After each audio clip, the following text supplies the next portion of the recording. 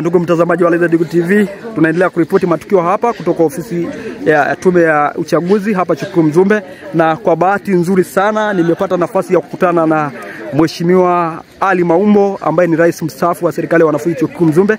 Katika pitapita zangu nimekutana naye, lakini nataka tuzungumze maneno mawili matatu.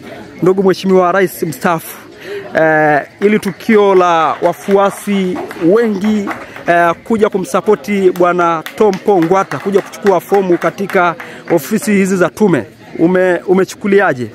Awali ya yote napenda kumshukuru Mwenyezi Mungu kwa kunifikisha mpaka siku ya leo. Mimi ndio nilikuwa rais wa serikali ya wanafunzi kwa mwaka wa masomo 2024-2025 na hatimaye tupo ukingoni. Leo nimeona kakaangu Paul Tom Ngwata ndio amekuja kuchukua fomu kwa kishindo kikubwa mno. Amekuja na zaidi ya watu 50. Hili ni jambo la kipekee, na umoja huu ambao umeonyesha watu kutoka FST ni vyema wakaanza nao na wakamaliza nao. Ni jambo la kuigwa katika kuja kwangu Mzumbe. Sijawahi kuona spirit kama hii. Asante sana.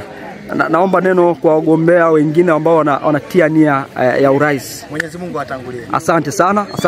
Hii ni Laizer Digital TV. Asante sana.